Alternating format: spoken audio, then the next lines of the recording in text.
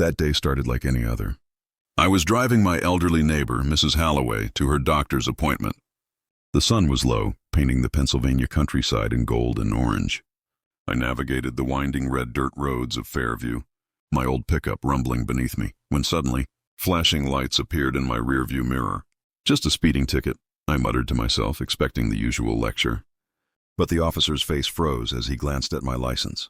"Sir, according to our system, you were declared dead 2 years ago," he said slowly.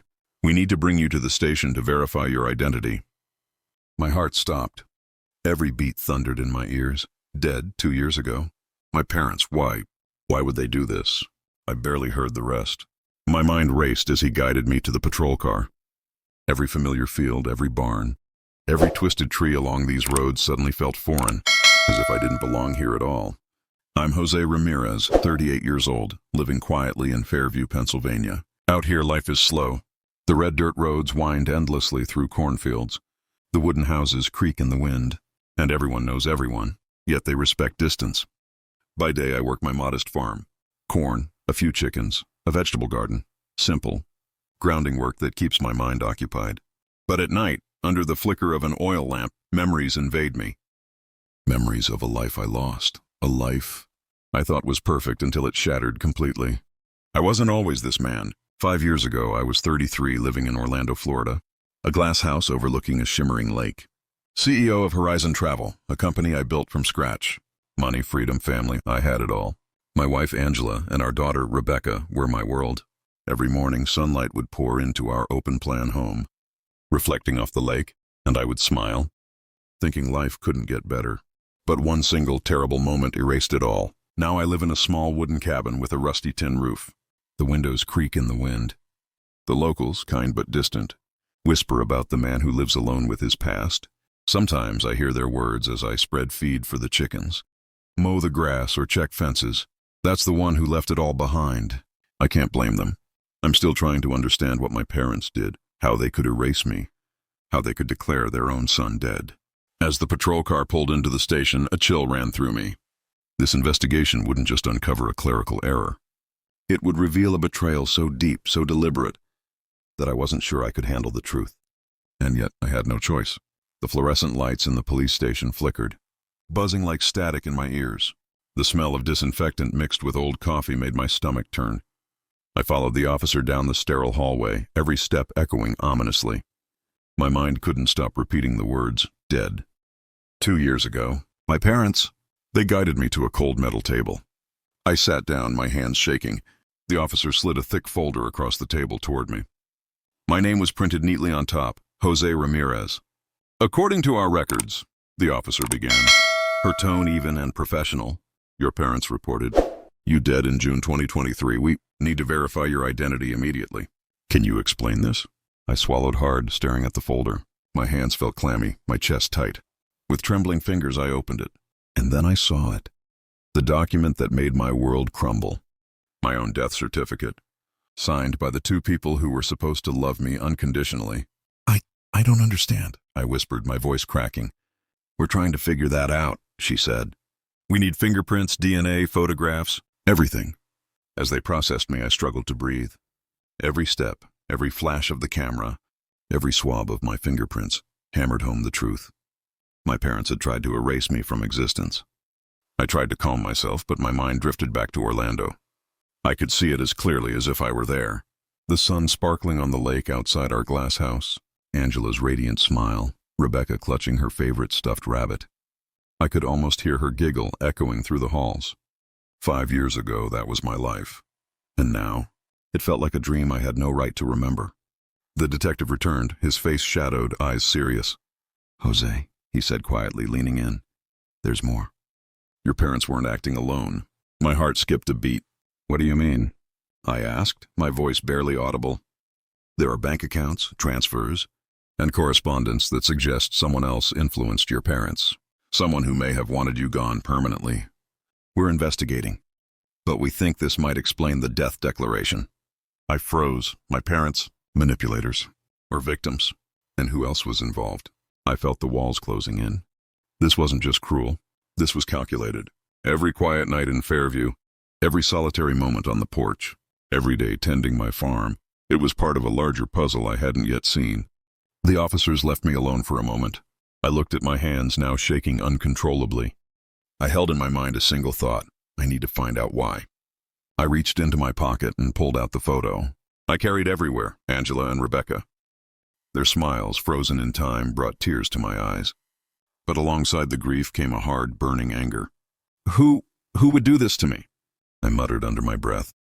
The detective returned with an envelope, setting it gently on the table as if it were a fragile artifact. We think this might explain part of the mystery, and potentially why your parents went along with it, he said. I opened the envelope slowly, dread building in my chest. Inside were emails, letters, and photographs hinting at a dark conspiracy. Names I recognized, names I trusted, all tangled in a web of lies. People I had called friends, advisors I had relied on, everyone connected to a plot I couldn't yet understand. And then my phone buzzed. An unknown number, a single message. Jose, if you want answers, you need to come to the address enclosed. Alone, tonight. My pulse quickened. My fingers trembled as I read it again. A lead or a trap? Every instinct screamed danger. But something inside me, the part of me that refused to be erased, surged forward. Night had fallen over Fairview. The cornfield swayed silently in the cold wind, casting long skeletal shadows across the dirt road as I drove my old pickup toward the address from the mysterious message. Every creak of the truck and whistle of the wind made my nerves tighter. My pulse raced like a drum. Why now? Why me? The questions pounded in my mind as I gripped the steering wheel. My headlights cut through the darkness, illuminating stretches of empty fields, barns, and the occasional flickering street lamp. This part of Fairview was isolated, miles from the nearest neighbor. Perfect for secrets or traps. As I approached the house, I saw it, a two-story Victorian on the outskirts of town, all dark except for a faint light in the upstairs window. Something about it felt familiar, though I couldn't place it. My gut twisted. I parked a few hundred feet away and watched. The shadows moved oddly inside the window, figures passing in silhouette. Whoever had sent me this message was expecting me, but were they friend or foe? I considered turning back. Every instinct screamed danger. But another voice, the one that had refused to let my parents erase me, said, "This is your chance. Answers are here. Don't run." I stepped out of the truck. The cold night air bit at my skin. My boots crunched on the gravel path leading to the door. Every sense was heightened. The faint scent of smoke drifted from the chimney. Something domestic, almost comforting, and yet a gnawing fear lingered. I rang the doorbell. The sound echoed in the still night, and then silence. A long, tense silence that made my heart pound. Then the door slowly creaked open. A woman stood there. She was older, elegant, and her eyes held both kindness and something else. Knowledge. Years of secrets, perhaps. "Jose, right?" she asked softly. "Jose Ramirez," I corrected, my voice shaky. She studied me for a long moment. "I've been waiting for you," she said. "You're in danger, and the truth about your parents. It's worse than you think." She gestured for me to enter. Inside, the house smelled faintly of old wood and polished floors. Books lined the walls, and photographs of people I didn't recognize, except for one. On the mantel, a framed picture of a man who looked strikingly familiar, with kind eyes and a warm smile. "Who is he?" I asked, pointing. "Your father," she said, "before everything fell apart." My throat tightened. Memories of Orlando, of my glass house, Angela, Rebecca, flashed through my mind. The woman handed me a thick folder, one so full it seemed almost alive with secrets. "Inside this," she said, "are answers your parents never wanted you to have. But they're dangerous. You must be careful who you trust." I flipped through the documents. Bank statements, letters, legal contracts, some signed by my parents, some by names I didn't recognize. Then photographs, meetings I hadn't known took place, transactions I never authorized, and a note with my name, dated a month before they declared me dead. "If he is out of the picture, the plan can proceed. No mistakes." I froze. A chill ran down my spine. They hadn't just declared me dead to cover up some mistake. This was deliberate. And someone else, someone powerful, had orchestrated it. "Who are they?" I whispered. She shook her head. "That's what we have to find out. But you must be careful, Jose. They will come after you. They want you erased completely." My mind spun. The calm life I had built in Fairview, the farm, the quiet, the cornfields, was gone. In its place was a war I hadn't signed up for, a conspiracy rooted in betrayal, power, and greed. What do I do now? I asked, voice tight. You follow the trail, she said. Every document, every clue will lead you to the truth.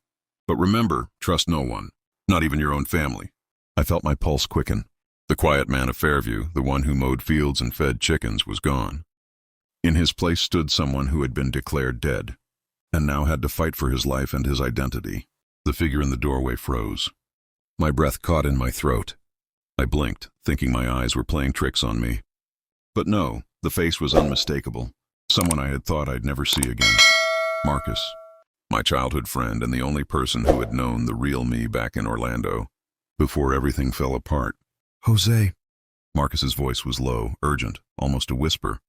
You weren't supposed to be here yet. I took a cautious step forward.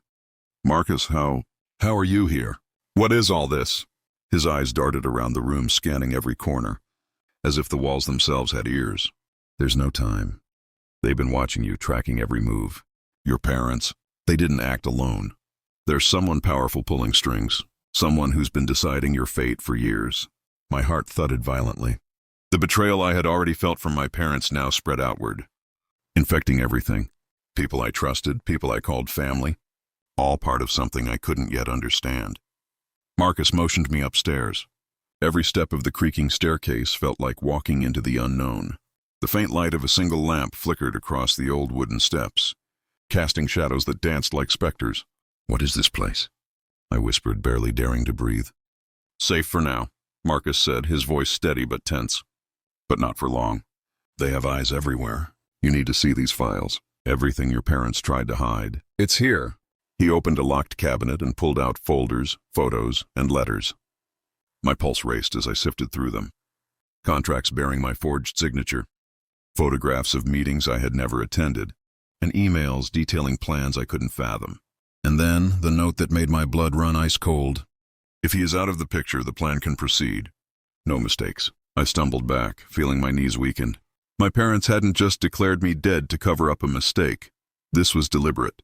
Every quiet night in Fairview, every solitary moment on my porch, every morning feeding chickens and tending crops. It was all irrelevant compared to the web of deceit surrounding me. Why? I croaked, my voice shaking. Why would they do this to me? My parents. Didn't they love me?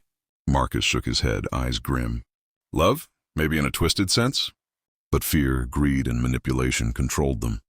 You've been a pawn in a game you didn't even know existed. The room felt suffocating. My simple life in Fairview, the farm, the cabin, the quiet, and was a fragile illusion. The reality I had been declared dead, erased, and replaced by a lie.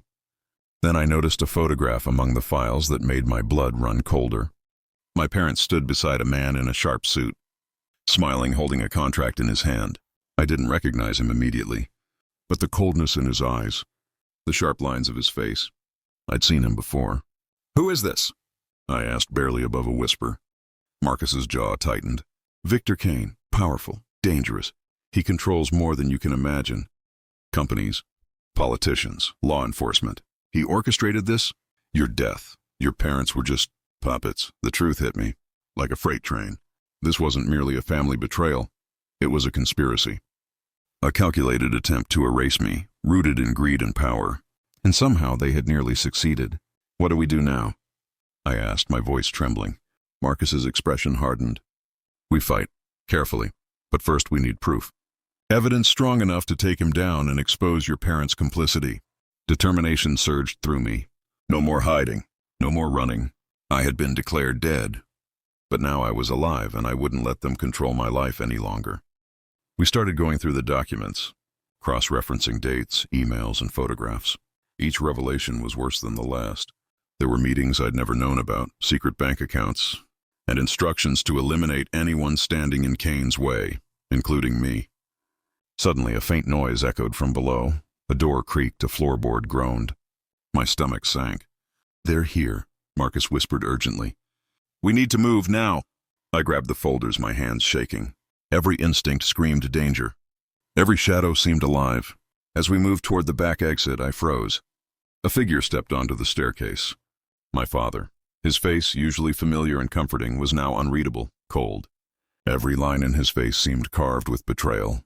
"Jose," he said, his voice low and steady, but with an edge I hadn't heard in decades. "You shouldn't have come here." A wave of emotion hit me, shock, anger, grief, and fear all at once. My father, the man who had raised me, who had given me life, now stood as an obstacle in my path, and possibly my greatest enemy. I tightened my grip on the folders. This confrontation wouldn't be easy. The life I thought I had left behind, the quiet solitude of Fairview, none of it mattered anymore. The room felt smaller, darker, and colder than it had moments before. My father's shadow stretched across the walls, long and menacing, like a warning etched in time. I clutched the folders to my chest, every muscle tense. Every fiber of my being screamed, "This is it. The truth, right here." "Jose," he said again, calm but sharp, "you should never have come back." "Why, Dad?" I demanded, my voice trembling yet fierce. "Why declare me dead? Why let them erase me?" He didn't answer immediately. His eyes, usually so familiar, were unreadable. The lines on his face deepened in the dim light.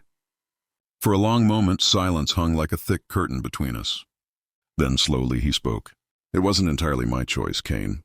He's not someone you fight and win. He promised safety. For the family, for you. He said it would protect you. But in the end, it was easier for them to erase you." I felt a chill like ice seeping through my bones. Kane, the man behind my death. My pulse accelerated. "Protect me?" I scoffed. "By declaring me dead? By letting me vanish without a trace? You turned your own son into a ghost." My father's gaze faltered for a moment, a flicker of remorse crossing his stern features. But before he could respond further, a noise downstairs made us both tense. The creak of a floorboard, deliberate, purposeful. Someone was coming. Marcus grabbed my arm. "Jose, we need to move now. Kane's people are here." Panic surged through me, but I forced myself to stay calm. I had folders, evidence, proof of everything. And now we were in the lion's den. As we edged toward the back exit, my father stepped in front of me. His hands were raised, not in attack, but as if to block me from leaving. "I never wanted it to come to this," he said quietly. "But you have to understand. Dad's these enemies aren't just enemies. They're unstoppable." "Then we'll make them stop," I shouted. "I won't be erased. Not by Kane, not by anyone. And I won't let you or anyone else silence me again." For a moment his eyes met mine, and I thought I saw the father I once knew, the man who had held me, taught me, loved me, but it vanished as quickly as it came, replaced by the cold reality. The man standing in front of me had made choices, and those choices had changed my life forever. Then a sound, a door slamming, heavy footsteps, echoed through the house. Marcus and I froze. Shadows shifted in the hall below. Kane's men. They had tracked me. I didn't hesitate. Adrenaline surged. I grabbed a stack of folders and bolted toward the back door. Marcus followed, keeping low, glancing over his shoulder. Behind us, my father didn't stop us. Instead, he stepped aside, a look of resignation on his face. "Be careful, Jose," he said quietly. "They'll come for you. And if you fail..." I didn't wait to hear the rest. I ran into the night, the folders clutched tightly. The cornfield stretched out before me, dark and foreboding. My heart hammered. Every shadow, every rustle of leaves, felt like Kane's men closing in. We reached the edge of the property, panting, hearts racing. Marcus looked at me, his expression grave. "Jose, this is bigger than we thought. Kane doesn't just want control of your life. He wants complete erasure. Financial power, political influence, legal cover. He's untouchable. But we have something, these folders, evidence, enough to bring him down if we play it right." I took a deep breath, letting the cool night air fill my lungs. My life, my identity, everything I thought was gone, was mine again, and I was ready to fight. "Then we take him down," I said, my voice steady, filled with resolve. "No more running, no more hiding. We bring the truth to light, and we make sure Kane pays for what he's done." Marcus nodded, a grim smile crossing his face. "We start tonight. But be ready, Jose. Kane is not just a man, he's a storm. And storms don't wait for anyone." As we disappeared into the shadows, my mind raced with the possibilities. Every step, every plan, every calculated move had to be perfect. One wrong step, one mistake, and everything, my life, my identity, my very existence, could be erased forever. As we reached a safe house on the outskirts of town, my phone buzzed. A message from an unknown number flashed on the screen. "You're closer than you think, Jose. But one wrong move, and it will be your last." The threat was clear. Kane knew we were coming, and now the real fight for my life had begun. The safe house was small, dimly lit, and filled with the faint scent of old books and dust. But it was a fortress compared to the danger outside. Marcus paced back and forth while I clutched the folders, each one heavy with the weight of secrets and evidence. "We need a plan," Marcus said, finally breaking the silence. "Kane doesn't just sit idle. He's watching, waiting, and he's ruthless. Any move we make, it has to be calculated." I nodded, still catching my breath from the run. My mind was spinning. Kane had orchestrated my so-called death, manipulated my parents, and now he had eyes everywhere. Every ally could be a spy. Every shadow could be a threat. "Do we have anything concrete?" I asked. Marcus opened the folders. "Enough to start. Contracts, emails, signed orders, proof that Kane orchestrated your erasure.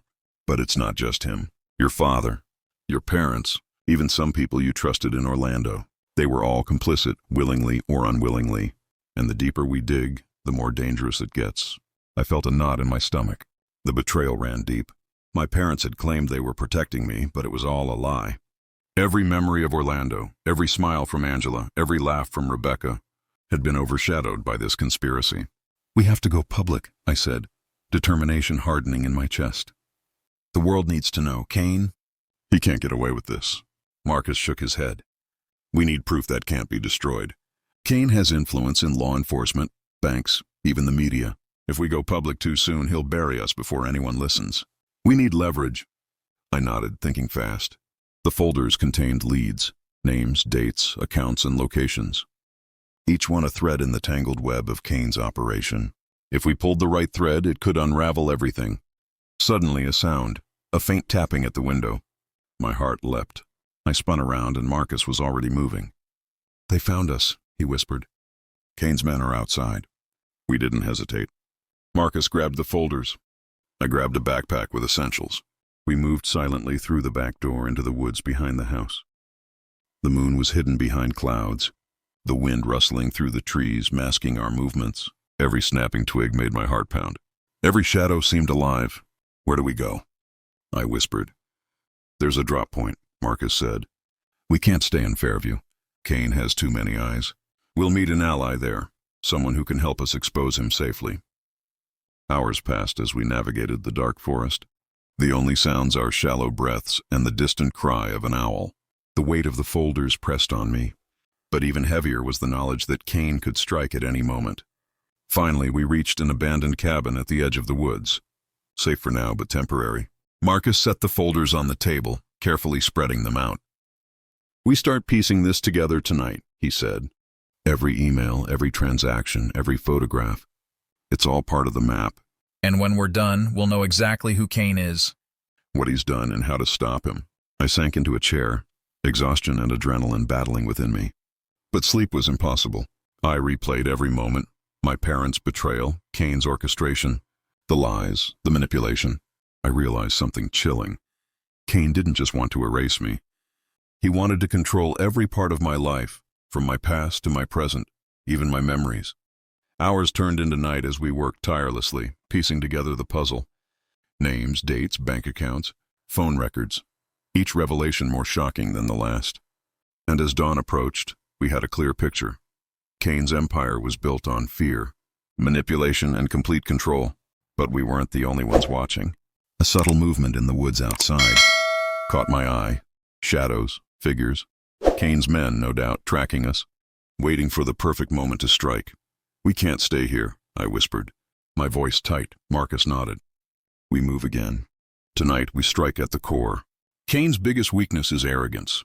He thinks he's untouchable, but everyone has one." I felt a rush of adrenaline. The calm life I had built in Fairview, the quiet escape, was gone. I was no longer running. I was fighting. Every step we took, every risk we made, was a step closer to reclaiming my life and exposing the truth. The night was thick with tension. As Marcus and I approached the heart of Kane's operation, every step on the gravel path felt like walking on a tightrope over a chasm. One wrong move, one slip, and it could be the end. But I was no longer the man who had been declared dead. I was alive, aware, and determined. "This is it," Marcus whispered, scanning the perimeter. "Kane's office is in the north wing. Cameras everywhere, guards, high-tech locks. But we have what he fears most. Proof. The folders. The emails. The contracts. If we expose this tonight, it's over for him." My pulse pounded. I clutched the folders tightly. For years, Kane had manipulated, erased, and controlled lives. But tonight, the tables were turning. We slipped through the shadows, avoiding cameras and patrols. Each step brought us closer to the inner sanctum of Kane's empire. The air smelled faintly of smoke and expensive cologne, the subtle signature of a man who believed he was untouchable. Then suddenly a voice, calm, cold, and filled with menace. "I wondered how long it would take you to show up." Kane stepped from the shadows, flanked by two burly guards. His presence was magnetic, terrifying. Every step he took seemed to command the darkness around him. "Jose Wright," he continued, voice dripping with disdain. "You've been a ghost, a mistake. And now, you think you can challenge me?" I took a deep breath, holding the folders in front of me like a shield. "I don't think, Kane, I know. I have proof. Everyone will know the truth. About you, about my parents, about the lies you built." He laughed, a sound that echoed like cold steel. "Proof against me? You're nothing. Just a man who was lucky enough to survive a system designed to erase him." "No," I said, my voice steady and sharp. "Not lucky, persistent, and not just me. Marcus knows everything. We've traced your entire operation. Every secret, every dirty deal, every hidden account. It ends tonight." Kane's eyes narrowed. He motioned to his guards, but before they could react, Marcus threw a small device from his backpack. The device emitted a high-frequency pulse, short-circuiting cameras and disabling electronic locks. Chaos erupted. Guards scrambled, alarms blared, and Kane stepped back, momentarily thrown off balance. "This isn't over!" he shouted, rage cracking his composure. But it was over. The folders, meticulously organized, were already being transmitted to authorities, journalists, and law enforcement. Every agency that Kane had believed was under his control. Within minutes, the walls of his empire began to crumble. Kane's fury turned to disbelief as messages pinged on his devices, revealing his secrets to the world. Contracts, emails, photographs, irrefutable proof of his manipulation, corruption, and crimes. "Impossible," he whispered, staggering. How? "Because I refuse to stay dead," I said. "And because the truth is stronger than fear." In the midst of the chaos, my father appeared, eyes wide with shock and guilt.